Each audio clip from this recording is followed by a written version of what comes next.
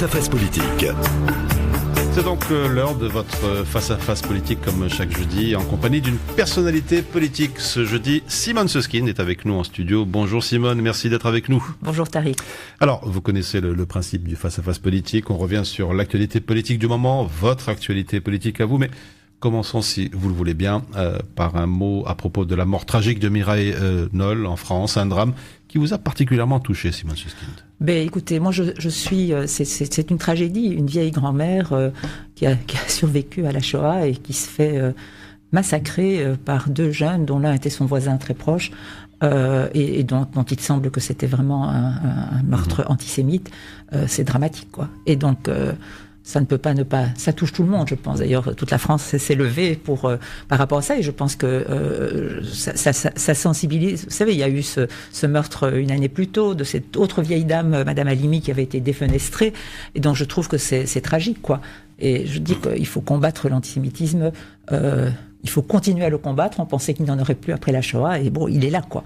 Alors, les critiques ont été nombreuses concernant la réaction du CRIF. Vous avez également réagi à ce propos. C'est vrai. J'ai trouvé un éditorial de Laurent Geoffrin de Libération qui représentait bien ce que je sentais. Dire que on ne veut pas que des politiques extrême droite ou extrême gauche viennent participer à cette manifestation, c'est déjà dire les délégitimer avant de commencer, et en particulier la délégitimisation de la France insoumise. Et là, Laurent Geoffrin posait une question que je trouvais très juste. Il disait est-ce qu'il n'y a pas un amalgame là entre des positions anti-israéliennes qu'on considère comme anti-israéliennes de la France insoumise et le fait qu'on ne veut pas les voir dans la manifestation. Et donc je trouve que c'était d'ailleurs un des fils de Madame Knoll a été très clair. Il a dit chaque personne qui vient à cette manifestation est la bienvenue. Et il a dit je ne m'identifie pas du tout à la position du CRIF. Et je trouvais que cette position représentait bien, était bien reprise par Laurent Geoffrin et je m'y suis identifié. Alors, commençons à présent par vous, avant d'évoquer vos récents voyages. Parlons de vous au sein du Parti Socialiste. Vous avez récemment prêté serment en tant que sénatrice, un changement qui fait suite, on sait, à l'affaire du SAMU social. Comment va le Parti Socialiste depuis cette fameuse affaire et comment vous, depuis cette affaire? Mais écoutez, le Parti Socialiste est passé par des crises très difficiles. Vous savez que le pouvoir, être au pouvoir très longtemps, c'est pas quelque chose de simple parce qu'il y a toujours des dérives de certains, pas de tous évidemment, mais de certains. Et ces dérives sont inacceptables. Elles ont été inacceptables à Bruxelles par le scandale du SAMU social. Elles ont été inacceptables en Wallonie par Publifin, etc. Donc, je pense que il faut nettoyer devant sa porte. Et je pense que le Parti socialiste s'y attache et s'y est attaché. De plus, les prises de position très claires sur le cumul des mandats, etc., qui ont été défendues entre autres par le Parti socialiste et pas que par le Parti socialiste, remettent les choses au point aussi. Et donc, je pense que il y a eu les réactions immédiates suite à ces scandales de l'opinion publique. On l'a vu dans les sondages. Et il me semble que les choses se rééquilibrent petit à petit parce que les gens voient aussi ce que font les socialistes là où ils travaillent et là où ils travaillent bien. Et donc je crois que ce sera difficile, il y aura des campagnes électorales difficiles pour les élections communales et pour les élections régionales et les autres, dans un an on aura toutes ces élections. Et donc, mais je crois que il y aura un combat difficile à mener et je ne suis pas pessimiste. Alors le PS a été dans la tourmente. Aujourd'hui, la commission SAMU social continue ses travaux, si l'on peut dire, avec une série de recommandations. Est-ce que c'est une bonne chose, Simone Susskind, une nécessité, d'après vous, pour aller de l'avant, justement? Mais écoutez, je pense que il y a eu cette demande très forte d'une commission d'enquête, et je pense qu'on ne pouvait pas y échapper. Et une fois de plus, le travail a été bien fait par cette commission, et il me semble que les recommandations vont être utiles pour avancer dans la suite. C'est pas toujours facile pour des politiques qui ont eu des habitudes et qui ont eu des habitudes de cumul, etc., de renoncer facilement. Et c'est encore parfois plus difficile en Wallonie qu'à Bruxelles. Et donc, moi, je pense que c'est une bonne chose et je pense que ces recommandations vont être utiles pour l'avenir de la gouvernance dans le monde politique. Alors, évoquons, si vous voulez bien, à présent l'actualité chez nous, Simone Susskind, les visites domiciliaires, que certains dénoncent comme des chasses aux migrants, des rafles. Vous en pensez quoi? Moi, je pense que, vous savez, Nous savons, nous juifs, ce que c'est que ces rafles et ces visites domiciliaires. Une partie de ma famille a été exterminée parce qu'il y a eu des rafles en 42, en 43. Il y a eu des... Et donc, je crois vraiment que c'est quelque chose qui me touche profondément. Et ça touche beaucoup de Bruxellois et beaucoup de Belges aussi, parce que c'est quelque chose qui est inacceptable. On n'a pas pu... C'était inacceptable d'accepter que le secrétaire d'État à l'immigration fasse venir ici des représentants de la police politique, de la police soudanaise, pour aider à identifier des Soudanais. Je pense que toutes ces politiques sont inacceptables. Le problème, c'est qu'elles passent dans une certaine partie de l'opinion, en Flandre, mais aussi en Wallonie. Et donc, nous avons un travail à faire pour dire que nous ne pouvons pas accepter ça. Alors, à Bruxelles, évidemment, la plupart des communes se sont prononcées contre ces visites domiciliaires. En Wallonie aussi. En Flandre, je ne sais pas tellement, mais je pense que c'est plus compliqué. Et donc, nous devons avoir des positions très claires sur ces questions. Et alors, pas les accepter. Tout à fait. L'opération au Globe Aroma, oui. Aroma, a également fait couler beaucoup d'encre. Le monde de la culture s'est mobilisé. Les citoyens se sont mobilisés pour éviter, comme le disent en tout cas les autorités, un second Calais. Mais n'est-ce pas justement aux autorités de l'éviter, ce Calais bis? Mais oui, évidemment. Mais il faut savoir, par exemple, que la ville de Bruxelles a mis à disposition pour les migrants 5 bâtiments importants qui ont permis de leur donner un logement. Oui. Et puis, il y a eu cette mobilisation extraordinaire de la population. 35 000 personnes qui sont sur cette plateforme et qui ramènent chez eux des migrants, qui les font dormir, qui leur donnent à manger, qui les amènent, qui les ramènent, etc. Il y a eu un véritable élan de solidarité. Moi, je suis fière d'être belge et d'être bruxelloise, parce que ça, c'est quelque chose qui a déjà permis aussi. La solidarité évidemment. Qui ne semble pas avoir disparu. Et donc ça, c'est dans un contexte difficile. Ils ramènent des jeunes dont ils n'ont aucune idée de qui ils sont et de ce qu'ils sont. Et la plupart de ces actions se passent extrêmement bien. Et ça permet aussi à ces Belges, à ces Bruxellois, de découvrir les problématiques de ces gens. Pourquoi ils viennent ? Pourquoi ils viennent et pourquoi aussi ils veulent continuer vers l'Angleterre ? Parce que ils pourraient très bien ici, pour certains d'entre eux, demander l'asile et ils décident de ne pas le faire. Et donc, et certains, apparemment aussi, ont décidé finalement de demander l'asile. Donc, c'est une manière de citoyenne de s'opposer aux politiques de notre gouvernement fédéral, qui sont absolument inacceptables. Et certains de ces réfugiés viennent de Syrie, ce qui nous amène à l'actualité internationale. Et parlons de la Syrie. Pour commencer, le drame de la Ghouta orientale vous touche, et on le sait, la situation en Syrie vous touche aussi. Écoutez, je suis très très inquiète parce que tous ces gens, tous ces Syriens qui vont se retrouver sous la coupe du régime de Bachar el-Assad, dont beaucoup se sont quelque part soulevés contre le régime. Moi, je suis très inquiète parce que ces gens-là, il n'aura aucune pitié et il va les massacrer. Et donc, moi, je suis extrêmement inquiète par rapport à ça. Alors, les souffrances qu'il inflige aux populations de ces zones qu'il récupère petit à petit grâce au soutien de la Russie et de l'Iran, soutien aérien, bombardement de civils. Donc je trouve que c'est quelque chose... Et je ne vois pas les réactions de la communauté internationale. Je ne vois pas où est l'Europe, je ne vois pas où sont les États-Unis. On peut s'interroger aussi, puisqu'on peut aussi s'interroger sur ce que le traitement, le peu d'implication qu'on a eu par rapport au soutien aux Kurdes, à Afrin, qui, quelque part, on les a envoyés se battre sur le terrain. C'était les seuls qui se sont battus contre l'État islamique sur le terrain. Et puis, quelque part, on les abandonne en chemin par rapport à la Turquie. Donc je trouve que c'est scandaleux et je trouve qu'il faut continuer à s'exprimer de manière très forte par rapport à ces politiques et aussi par rapport à nos responsables politiques. Où est l'Europe dans tout ça ? Il y a une sorte de fatalité, de fatalisme et qui fait qu'on fait des calculs, on se dit avec les Turcs on ne peut pas trop faire parce qu'on a besoin quelque part qu'ils gardent les réfugiés syriens chez eux et les Américains, on se demande s'ils vont continuer à protéger les Kurdes là où ils sont à Manbij. Donc je crois que l'opinion publique, de la même manière qu'elle s'exprime clairement sur les migrants, doit être beaucoup plus claire dans ses prises de position par rapport à nos autorités aussi en Belgique, pour leur dire que c'est inacceptable et que nous ne le tolérerons pas. Alors on l'a dit, la guerre s'envenime en Syrie, une issue favorable pour les Syriens, vous croyez encore malgré votre pessimisme ? Écoutez, moi je pense qu'on ne peut pas accepter que Bachar el-Assad et sa clique restent au pouvoir. C'est quelque chose, je veux dire, et il y a une sorte de le même fatalisme qu'on retrouve en se disant, hop, il a repris sa place, il va reprendre le pouvoir. Et donc, je crois que la communauté internationale ne peut pas accepter cela. Je pense que cet homme doit aller devant un tribunal pénal international. Et je pense que ça doit être la réaction de la communauté internationale. Allons à présent au Proche-Orient. Parlez-nous de toute autre chose, de votre récente épopée Israël-Palestine, pour mieux comprendre. D'ailleurs, vous étiez venu nous en parler de la toute première édition dans ce même studio, de ce voyage organisé avec des jeunes élèves bruxellois en Israël et en Palestine. Parlez-nous un petit peu de ce voyage. Ça a été une expérience absolument extraordinaire. Nous sommes évidemment beaucoup mieux équipés. C'est notre 4e édition. Nous avions près de 50 lycéens de 4 écoles bruxelloises différentes, très différentes, et avec lesquels on a travaillé pendant plusieurs mois pour les préparer. Ils ont eu un cours d'histoire de plus en plus approfondi sur l'histoire du Moyen-Orient depuis un siècle. On est allé au cinéma. On les a emmenés pendant tout un week-end pour travailler sur les stéréotypes, antisémitisme, islamophobie, déconstruire les médias. On a fait venir des témoins de la société civile palestinienne et israélienne. Et puis on est parti pendant une semaine avec eux pendant le congé de carnaval. Et ça a été transformateur. Comme ça l'est chaque fois, mais peut-être encore plus en profondeur.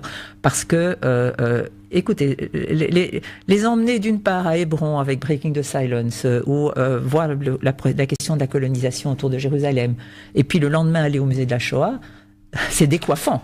Et donc, il y a tout un travail que nous faisons avec eux au cours de ce voyage pour leur permettre de mieux comprendre. Et puis, on a fait quelque chose de neuf. Nous avons organisé avec eux des joutes verbales. Donc, ils ont fait une pré-joute verbale à Tel Aviv dans un lycée israélien. Ils ont fait une pré-joute verbale à Jérusalem dans un lycée à Jérusalem-Est, palestinien, et dans un lycée bilingue, hébreu-arabe. Et puis, on a fait un grand événement où ils ont, avec de toutes cette école et ces jeunes, et ça a été une expérience fabuleuse. Il y avait 3 thèmes sur lesquels ils devaient débattre. Premier thème, est-ce qu'il faut radicalement séparer la religion de l'État? Deuxième thème, est-ce qu'il faut encore des frontières? Et troisième thème, est-ce qu'il faut s'engager en politique pour changer le monde? Et vous auriez dû voir, tout ça a été filmé. On avait 2 jeunes Palestiniens qui ont filmé tout ça. On aura tout ça en septembre. Et je pense on va les préparer pour devenir des ambassadeurs de nuances l'année prochaine dans les écoles. Justement, la suite pour ce projet Israël-Palestine? Alors, nous sommes donc avec tous ces élèves, on continue à avoir toute une série d'activités maintenant. On était au musée juif hier, on va aller dans une mosquée, etc.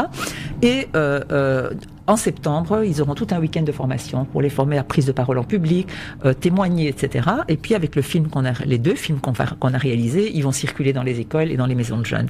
Et je dois dire qu'à chaque fois, on est époustouflé de voir la qualité de leurs interventions et de la manière dont ils parlent de leur expérience. Et donc nous allons en parallèle lancer une 5e mouture avec de nouveau des écoles, peut-être aussi avec une école néerlandophone pour ouvrir un peu. Et donc voilà les projets pour l'avenir. Alors Simone Susskind, je sais que vous voyagez beaucoup, vous étiez il y a quelques jours encore en Tunisie dans le cadre de la nouvelle édition du programme belge Femmes Leaders de demain. Quelques mots à ce propos. Écoutez, là, c'est un projet aussi très ambitieux. Nous avons sélectionné, ils vont avoir pour la première fois le 6 mai des élections municipales démocratiques. Avec la parité verticale, la tirette comme chez nous, et la parité horizontale, c'est-à-dire que chaque parti, la moitié de ses listes doit avoir une femme tête de liste. Donc c'est une vraie révolution. Et donc nous avons sélectionné 50 candidates, la plupart sont jeunes, de tout parti et de toute mouvance, et aussi de tout le pays. Et nous avons eu 2 modules de formation. Je viens de rentrer du 2e avec des coachs maghrébins, tunisiens et marocains. Et ça a été une magnifique expérience. Nous demandons maintenant comment nous allons les accompagner. Il y avait des têtes de liste dans notre programme aussi. Et comment nous allons les accompagner une fois qu'elles auront été élues. Parce que c'est le plus difficile, vous êtes élus, vous n'avez aucune expérience, mais les hommes non plus, mais ils croient qu'ils en ont plein. Et donc, c'est ce qui s'est passé chez nous. On commence par leur donner tous les postes dont on ne veut pas. Et donc, nous voulons les renforcer pendant dans leur nouvelle fonction et idéalement les faire venir toutes à Bruxelles, où elles vont loger pendant une semaine chez une échevine belge pour voir comment elle mène sa vie professionnelle, sa vie privée, son travail au conseil communal, etc. Mais nous ne voulons pas abandonner les autres. Donc nous sommes en pleine réflexion pour savoir comment on va faire. Alors d'une manière plus générale, quelle est la place justement des femmes dans ce processus électoral tunisien? Quel est le rôle donné à la femme politique dans ce pays? Quel est votre regard?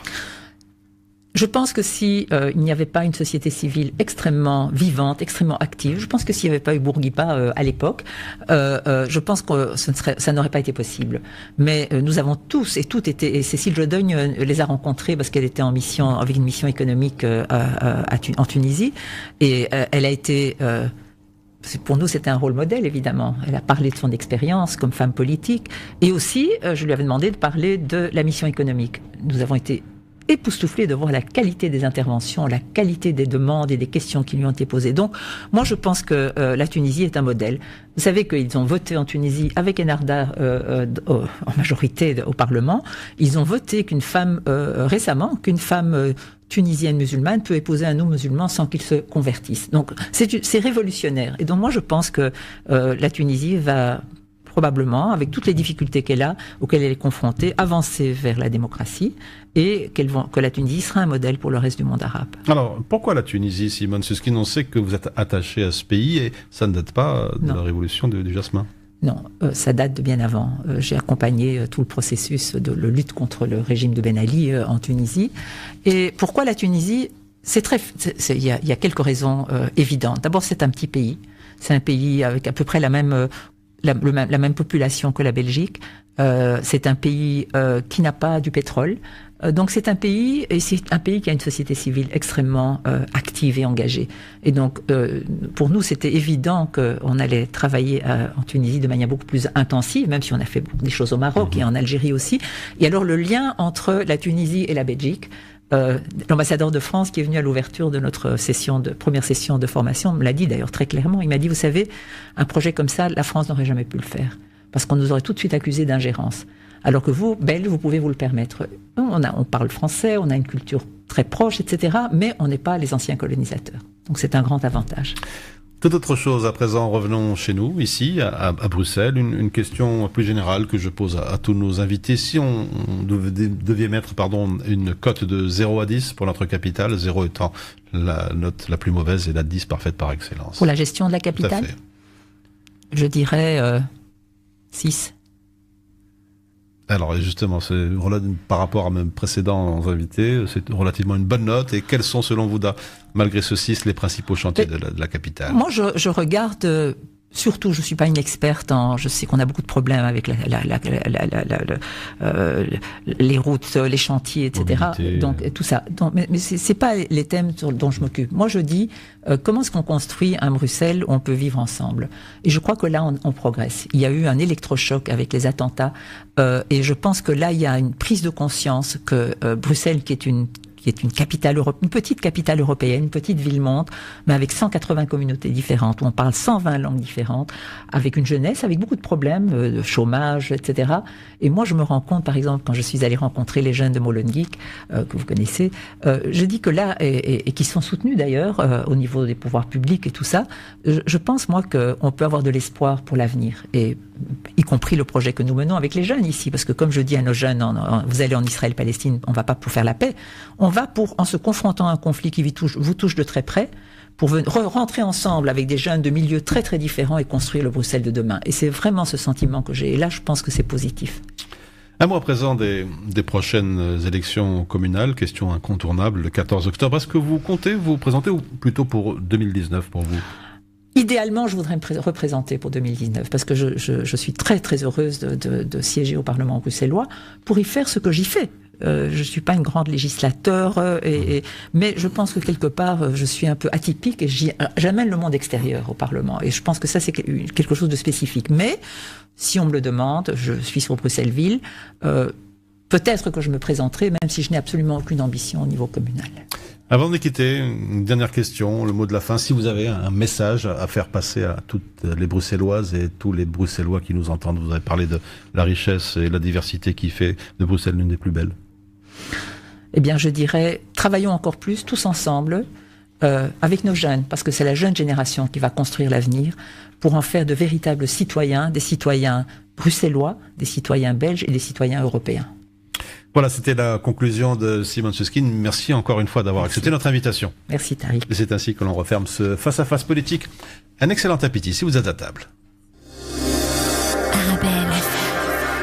Après Paris, New York et Marrakech, Ice Rolls débarque à Bruxelles.